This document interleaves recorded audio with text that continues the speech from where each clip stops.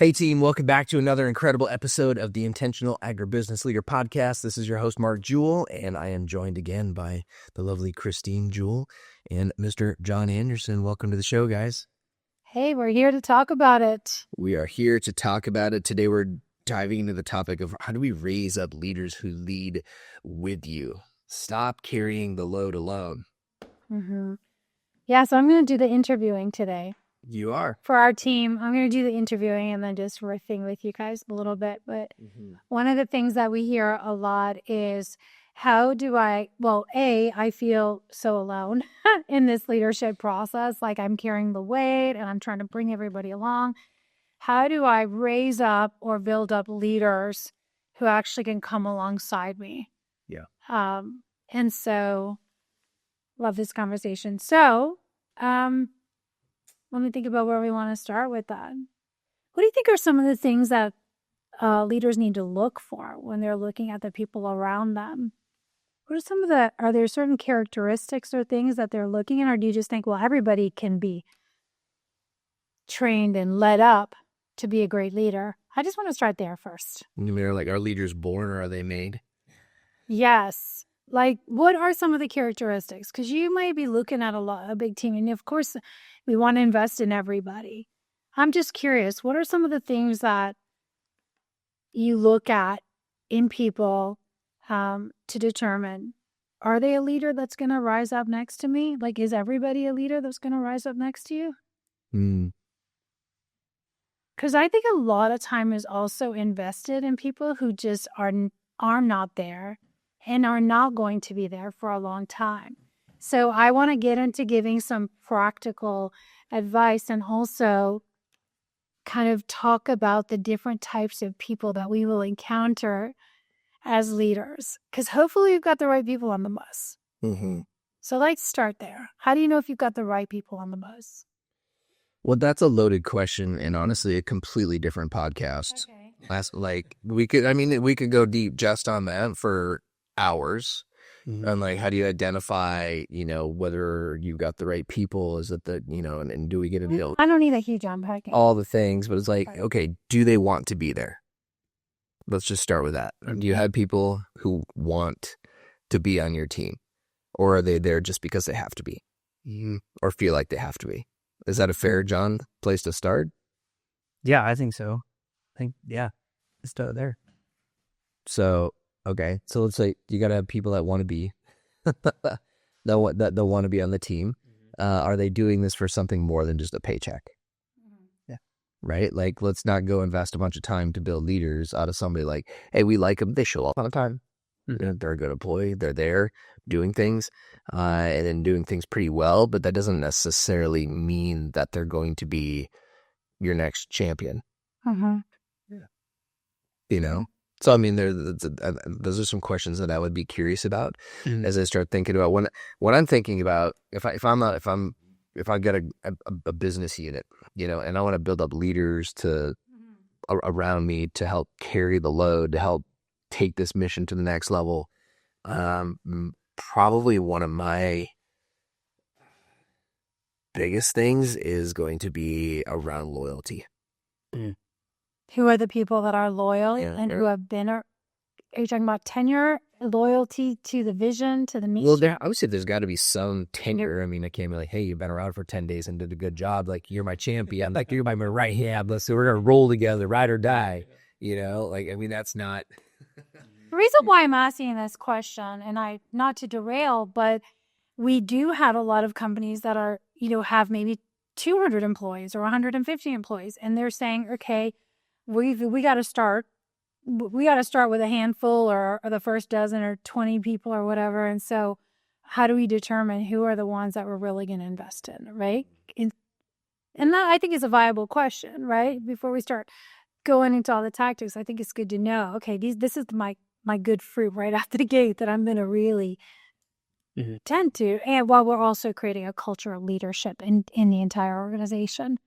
Well, I think like what Mark was saying about loyalty is this person going to be around when things get hard? right? Are they just here to collect the paycheck, just here because it looks good or it feels good right now? Or are these people going to hang around when like it, it is a little bit tough, like we have to scrap a little bit, like, are you going to be by my side? You were one of those people for us, when everyone else was running. Yeah. And one of my core values is loyalty, right? So like, I full-heartedly agree with like, if I want somebody, if I'm bringing up a leader that I want to lead with me, like one of the criteria is going to have to be, are they loyal? Yeah. Right? Because I don't want, as soon as things get tough, I don't want them bailing. Yeah. Like I want them to know, or I want to know that they're right next to me, and we can lean on each other. Yeah, 100%. I agree with that. John, you've been that for us. Our last 5-6 years have been incredibly challenging. To some of the deepest valleys, that you can imagine going through, I think, at least in our business. And, like you have been the exhibit A of here's what loyalty looks like. Yeah. And you're up for the vision and a heart for the mission and bought in, right? And so we're like, yes, how do we keep pouring in to create a leader who is rising up alongside us? Yeah.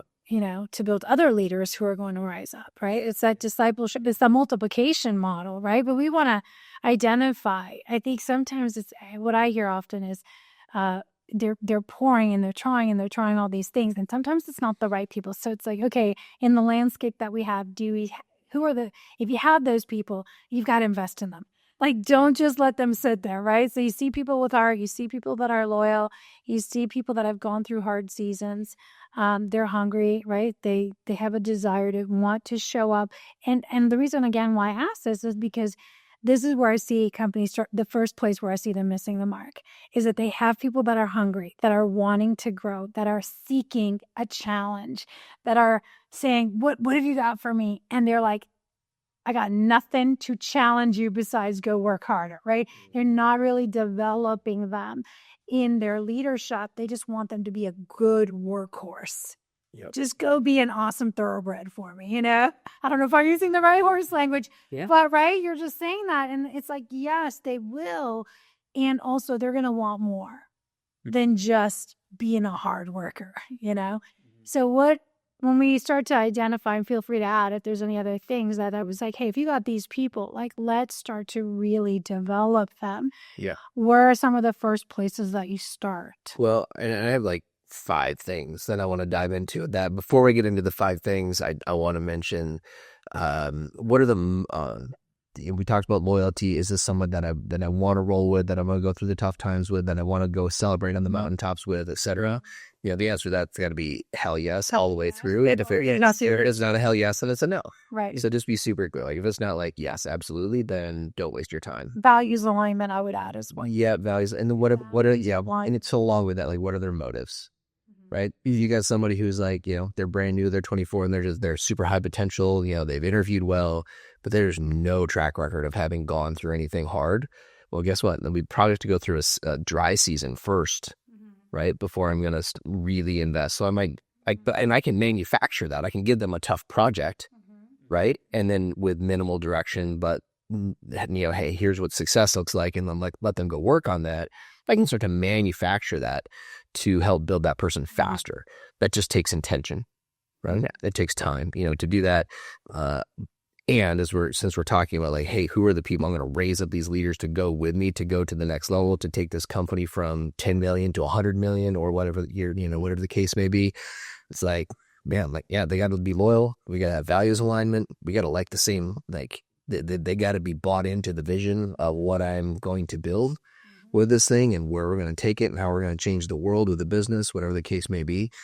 All those things are really important. Like, what are their motives? If they're just using this as a stepping stone to get to the next thing, then, that they may be well-intended for themselves, but that's not going to be well-intended for our mission. And so the motives have got to be. And I ask that because I see so many people in this space of wanting to really build their dream team around them or their rock star team. And who do I promote? Who do I enlarge their territory, right? And with that comes investing in them. Yeah. Yes, it's physical promotion. It's more responsibility. And it's also at some point, we're going to probably invest training, coaching, time, energy, resources. So we want to make sure that this is a selective process, right? Because we've also talked to a lot of people who are sitting there with the teams that they've picked, and now they find out, oh, shoot, I got 2 apples in here that are making the whole bunch rot. Yeah. So like the less fun question is like, who's got to go? Who's got to go? Because you may be, I mean, I think about Josh, you know, and like we had the same leaders on the team from when they were a $40 million company. Now they're $100 and something million company on their way to a $500 million company, and you can't lead with the same people. Are the people growing? Right. Did those people grow? Right. But if they're not growing and evolving with the size of the organization at the pace that the organization is growing and evolving, then you're gonna have to replace some leaders. And that's sticky and not as much fun, but that's the reality of the situation, because we can't, the leaders are always going to throttle the growth of their department. Come on. Yeah. What else do you see as who's got to go? As we talk before we jump into this, and I know you got your 5 things. We're going to talk. Right. It's around. He's writing. He's itching. But it's important because we're filtering. We're getting out. Yeah. Well, I think because if they're going to be one of these leaders that we are going to pour into, we're going to invest in, then it can't be just us that are doing it. They have to they have to have some skin in the game too. They have to be able to, or they have to want to invest in themselves too. We can't be always the ones that are sending them to trains or pouring into them. They have to do it themselves. They have to be a growth mind. They have to want to develop themselves as well. Yep. Yeah. So if they have a fixed mindset and a closed mindset, you can work on that, but it's going to be an uphill battle. Yes. Yeah. Right? So if they've never read books on their own, or they've never listened to any podcasts, or they haven't ever worked out on their own, or they haven't done anything to really actively grow, whether it's through a club, organization, contribution, volunteering, anything, you got to start to wonder, hold on a second. Is this the right person that's really going to come and be a leader that's going to lead alongside me? Yes. Or am I going to be pulling them along? Because that's not what we're talking about. We're talking about being the tide that raises the boats, but not dragging people along. So I just wanted to talk about alignment first, because alignment is really important. Big time. Okay, so what have you got? What are the 5 things? Feel free to chime in and add to or take away as we go through these guys that just wrote these notes down before we started the episode. And this is from a variety of other conversations that we've had around similar topics in the past. But I think there's at least 5 key things that you've got to be doing as the leader if you're going to raise up other leaders around you to support the mission and let those people grow. And before I even get into this, one thing is I have a vision. It's man, am I preparing this person to potentially even exceed where I get to? Right? And am I pouring into this person in such a way where someday they may be either better at the thing than I was, or they may end up leading the team and I'm not even in the business anymore, right? And am I preparing the world for me not to be there anymore? I think that's really important. That's biblical. That's parental. That's it's legacy, right? It's legacy. But the first thing is just decide what kind of leader you're going to be. Make a decision. What kind of leader am I going to be? So the fruit doesn't, you'll know a tree by its fruit. I was going to say a fruit doesn't fall far from the tree, but maybe that works here too. Yeah. But you'll know a tree by its fruit. And so your reputation as a leader will be created by the leaders that you help build. Mm-hmm. Yes. Right? Yes. And so, you can interview for a job and say you're a leader. And if you come to work for us as we grow this business, and if we hire somebody to come in and, work on our team and they're going to take on a leadership role without having grown into that leadership role in the company, well, they're going to say, hey, yeah, I'm a leader. These are the kind of things I've accomplished. What I'm going to ask is for a list of references of people they've led. Who have you built? I don't care about the references of people that like you. I don't care about who have you built, and can they tell the story of how you helped them get there. I'm more interested in that at this point. So, my definition of intentional leadership is, first of all, you have to be deliberate. Okay, so as you decide, you have to make a very intentional decision, purposeful decision, be deliberate about what kind of leader you're going to be, show up and do it, don't show up and do it. And then the second one is to be decisive, right? So that's the second, there's 3 Ds in my definition of intention. And it's like if it's going to be deliberate, if you're going to be deliberate about it, you just got to make a decision to show up and do it. Like intention is not wishy-washy. Right? It doesn't show up. It doesn't, like, you decide what kind of leader you're going to be, and then you show up and do that, and nobody should be able to question whether or not you are. Right. And then the third thing, the third D that I defined intention with is divine. So I believe as leaders, as human beings, we're all made to multiply, but the way that you multiply is uniquely you. So this is where you really get to put your own unique signature on what intentional leadership looks like in your shoes. So the fruit that you produce will be very unique. There'll be a unique signature to the type of people that came up around you. And that's one of the rewards, I think, of being an intentional leader. So the first point, though, is just to decide what kind of leader you are, and then you use those 3 filters. Yeah. So you have to be deliberate. So actually sit down, block time, and define what kind of leader am I. Get coaching on that. Read books to help you define that. Read the Bible to help you learn what what that should look like from like a foundational perspective. Make the decision, and then know that the way that you do this is going to be uniquely, there's a divinity, there's a divine nature to how you're going to show up and multiply people that nobody else will be able to do. Yeah, I actually really like that, because we have to know. I really like knowing, starting with what kind of leader am I, right? Because if we are wishy-washy, if we're always changing our style, and it's really hard for people to really know who we are, right? And because we don't show up with consistency. And if we're not showing up with consistency, it's really hard for people to actually trust who we're going to be in certain moments, right? And if I can't trust you, it's really hard to get behind you or even to walk beside you. Yeah. So I really like how you start with deciding what kind of leader you're going to be, right? And be deliberate about it, make that decision, and make it divine. Right? Yeah. So, yeah. And by the way, leadership is a gift of the Spirit, which is, we all have different gifts and abilities and talents. And so just encouraging all the people that are in positions of leadership. And if you've been a leader since you're a kid, everybody is a leader in some way. You have to lead yourself, and we're always, we're leading.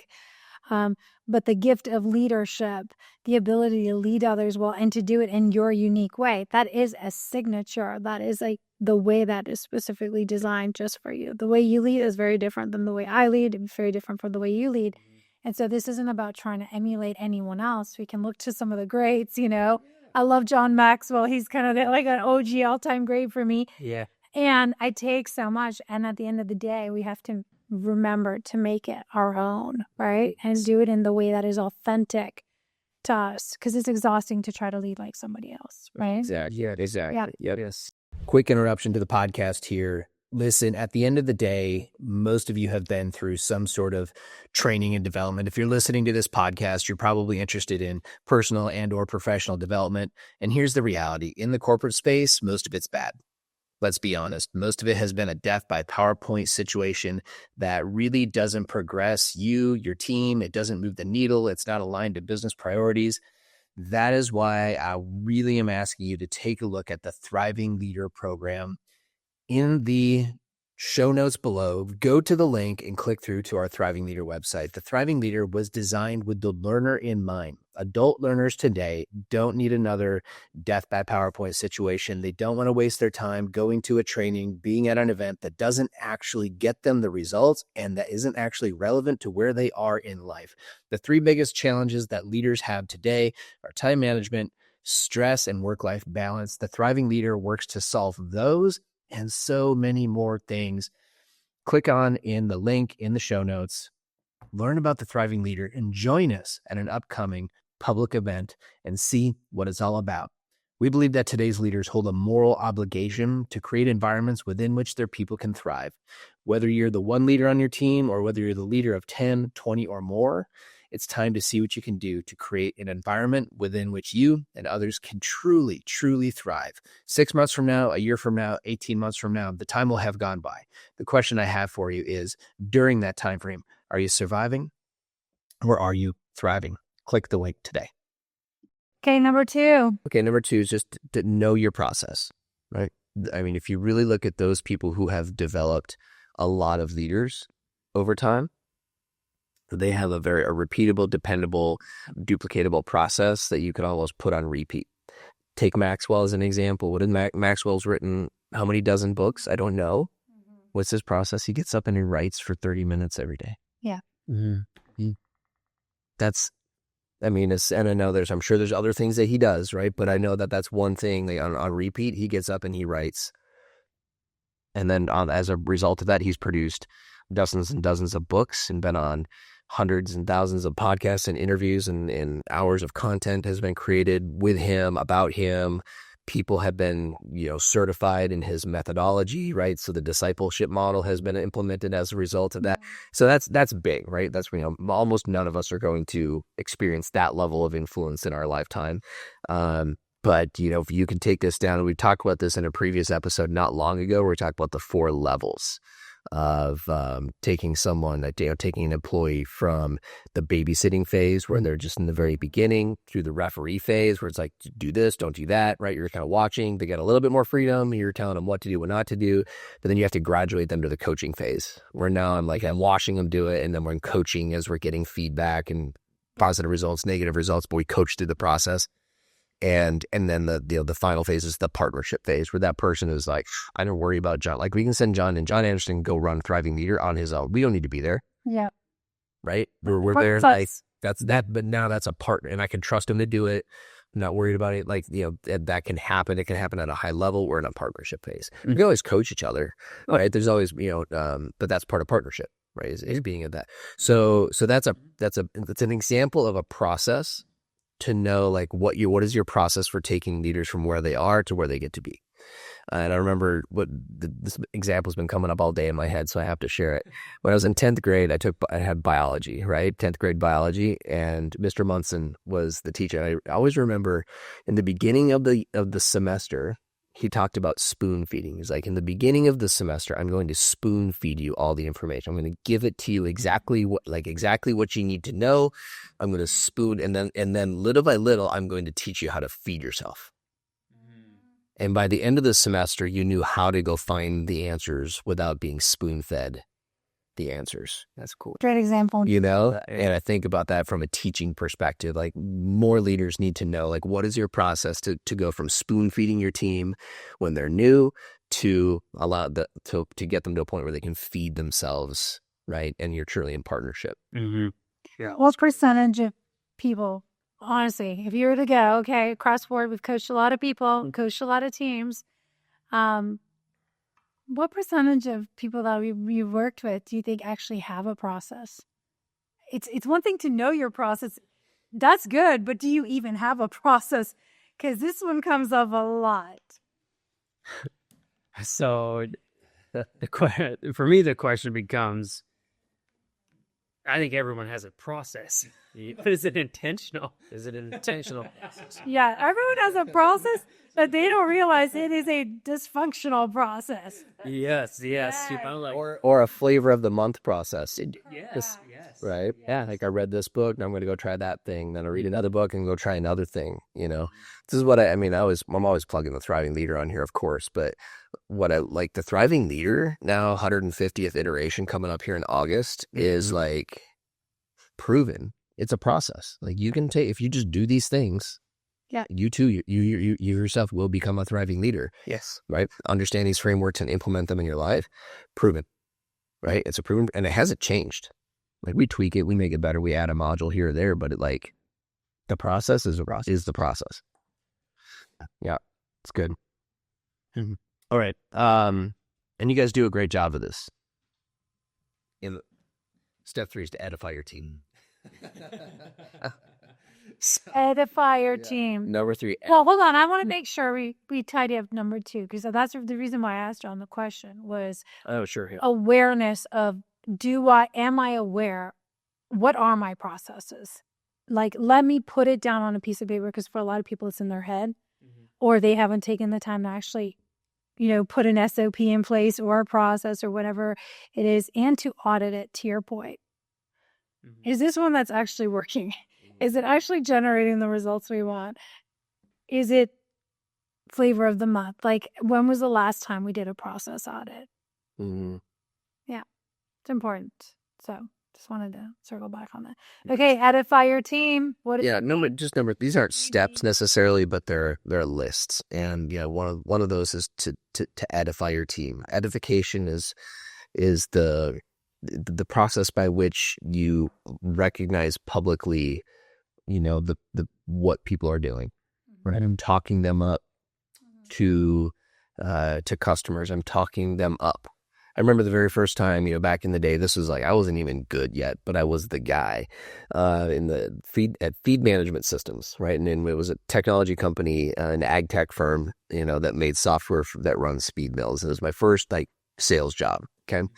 And at Rich Reinerson was the CEO of feed management systems. And at the user meeting, all the users come in from all around the world, and I had been made the guy who you call for adding modules to your software. So you buy the software package, but then you add on the modules, right?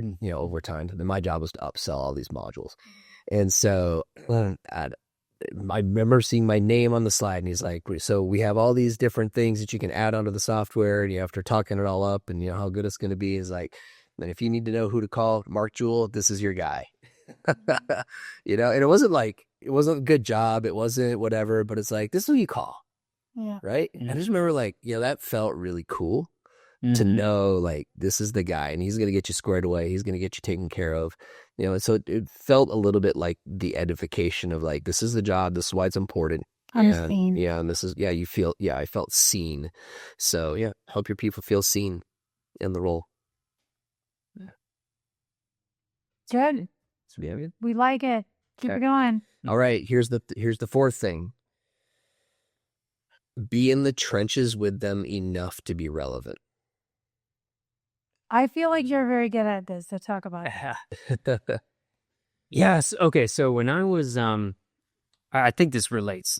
So when I was first starting, this is my previous job, when I was working with the feed company, and I was getting promoted, and I was taking over of the research team. Yep. And I was leading people that were older than I was, almost retirement age, right? And I'm mid to late 20s at this point.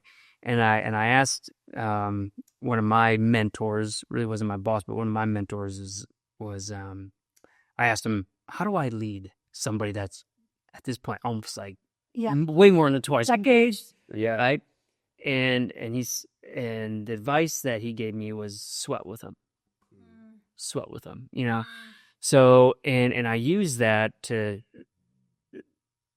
remind myself of you have to go through hard things together. And I see it with, and when we talked about it earlier, the highs and the lows, there's something about that it solidifies loyalty in the bond. If you're going through some hard things together, if you're sweating at this job I was talking about, I had to go help them weigh pigs, vaccinate pigs, and it's you get sweaty and it's tiring and it's not very fun. I'm physically in the pens with them doing the things, going through the suck with them, and it's did I need to be there? No, I didn't.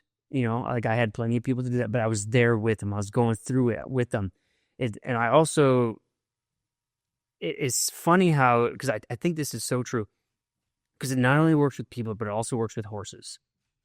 I always feel there's this moment when I'm working horses, I can be working a horse, I can train the horse, I'm establishing the leadership there, but there's always a moment in the training where something happens, where we have to get through a situation together. Maybe it's we get ourselves into a bind, with maybe some a fence or something, we're stuck, or we don't know what to do. We don't know how to go forward. So we're both relying on each other to move to move forward, Yes. to get through the situation. And it's like whenever there's like that situation where it's like it could get hairy real quick, but we get through it, it's almost like, okay, Now we need each other. now, Yeah. now we're a team. Now we can actually, Yeah. we get through some things together. It reminds me of the 4 stages of developing a team, right? With Lencioni, where you go from the forming through the storming to the norming and then the performing. And if we skip that storming phase, then it almost stunts the growth. Yeah. Right? It's like taking the chicken out of the egg before it's ready to hatch, or helping it, rather than force it to peck its way out. Like if you try to help it, you actually hurt it. Yeah. Right? And so we need to have those storming moments once in a while. It's like, I don't know why it reminds me, but do you ever, like when you're a kid, and you're out with the boys, right? And you become blood brothers. Oh yeah. Like you have to cut yourself and you put the blood, but like you combine the blood and now we're blood brothers, right? Because like we got that blood. It's kind of like you got to bleed together. We sweat together to form that bond. Well, yes, I mean that's an example, but it's it's very true that people who go through the military together, right, who go through basic training together, who go through war together. I mean, there's a bond that is unlike anything. I've never been through either one of those experiences, and therefore I've just admired people who have those types of relationships. But even just like being a part of a group, especially at that age, the coming of age, like those are very, very important relationships. So it's good. And I want to say, like, yes, that happens in real life when we're working on projects or things go sideways and we have to figure out solutions together. And also, this is a great opportunity where those on-site days or those off-site days where we can curate these experiences that get us to be sweating together, climbing together. This is where I think is a great opportunity to take that intentional time to create team bonding events, not just as one-offs, but again, it's those immersive events. And then you do things regularly every week, every month, internally just in your relationship that keep that bond going. Yes. But you can curate these experiences, right? We don't have to wait for the next crazy storm to hit the business or the economy or whatever. We can say, okay, let's go do something that puts us in that state. Yes. And that's why the workout at the top of the Thriving Leader works. That's why when we have on-site events where we do challenging things together. We were at an event recently. There was whitewater rafting. I mean, sometimes it's ropes courses. Sometimes it's whatever. Like I've heard lots of there's so many different ways to do this. But curating the environments. Absolutely. Yes. Matters. Okay, number 5. Okay, so number 5 is incentivize the right behaviors. Like show me your incentives, and I will show you the behaviors.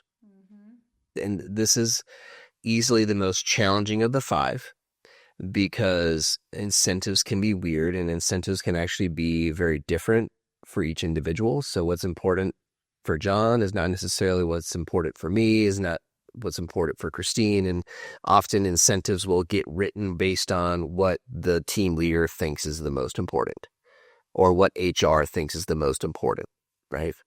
We can think like a great 401k and an insurance plan and a decent salary, like those are the most important things. But as we're finding, like that's not necessarily true. So, yeah, and those are like the big, like macro incentives. What I'm talking about though is like, what are the right incentives for the specific behaviors that you want to see out of your team. And so one really quick example of this would be if we're trying to get salespeople to adhere to a sales process.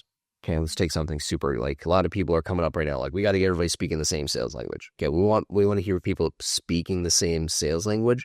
Then we have to find the right incentive for people to want to adopt this. So you can teach whatever sales language you want. You can pick any book and pick the sales process and teach it. What most people end up doing is they go back and have to pick up the crumbs and pick up the pieces to get people to actually do it. Why? Because there was no incentive to actually adopt the behavior. And incentives can be positive. Incentives can be, it can be a carrot, right? An incentive can be a stick. right? You got to find the balance between the carrot and the stick, and we're not going to get into the how on that today. I'm just going to let you know, like, this is one of the things you got to do is find the right incentive. Why? Because if you don't have the incentive, you don't get the behavior. And you know what Wait, the incentive is. do it. Sure. And do you need to do it? It's not that like day one of implementing the new thing, whatever the thing is. Yeah. And to your point, it's important to recognize not just the financial incentive or, like you said, whatever that thing is, but also notice the results you keep getting because they are getting incentivized for those wrong results. Correct. Okay. So we've talked about this even from a parenting perspective, right? If the kids are begging all the time or they're complaining all the time or they're doing something, they're actually getting rewarded for that or they would not be doing that. So somehow, somewhere, we're incentivizing the wrong behavior. Where have we been rewarding that, Yep. And so as we think about getting leaders, I'm thinking, obviously I'm not dealing as much with salespeople, but I'm thinking about leaders coming together with ideas and solutions and innovating SOPs and processes for the organization, looking for ways to eliminate waste. It's again, are we rewarding the right things or is it just, okay, are we promoting the squeakiest, loudest one in the room? I mean, that happens so much, it's like people are getting promoted because they have tenure and they're the loudest ones. Is that the right incentive, right? And maybe they might be making a lot of money, but it's what are the things that really matter to us that we want to see more of? Yep. So I love that. Yeah. Good. Okay. Anything to add to that? Well, everything's a learned behavior. Yeah. Right. Like, so like the behaviors you're seeing in your team, it was learned somehow. Yeah. Right. And it was rewarded somehow, So I always just go back to that. Like, so reward the right behaviors. Mm-hmm. Right. It's no different than like I always use horse examples, right? Like horses learn from the release of pressure, right? Yeah. And so like that doesn't.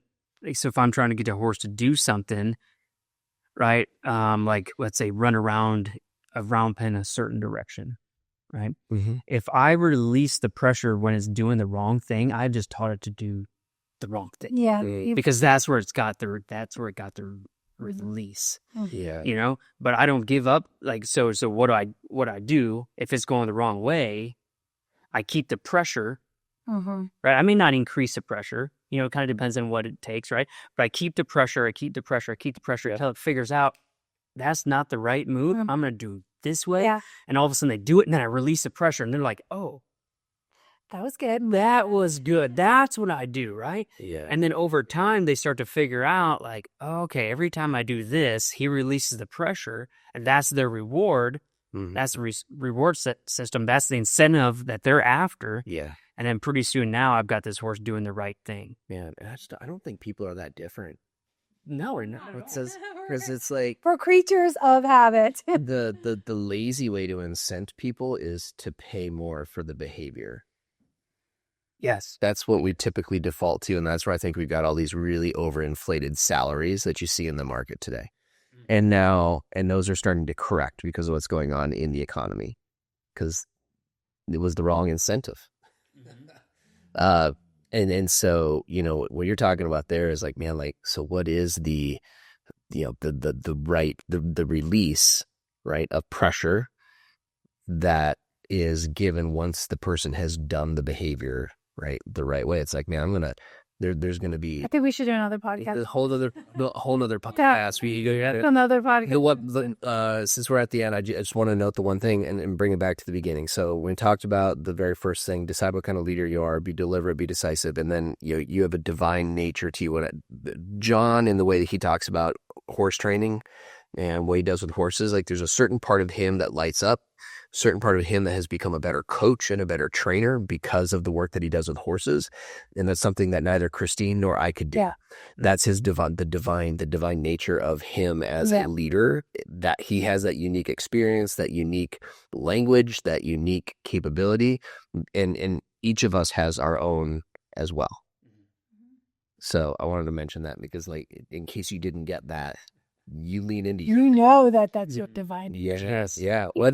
And your thing may have nothing to do with work. Like, I grew up on a leech farm. I spent thousands of hours trapping as a kid. I don't know, and I'm, fully part of my thing is I can keep just trapping and checking and trapping and checking, and sometimes I get a yes and sometimes I get a no, and I'm okay with all of it. Like it's just it's all feedback. It's not positive or negative. Yeah, right? yeah. Just so anyway, lean into that for you.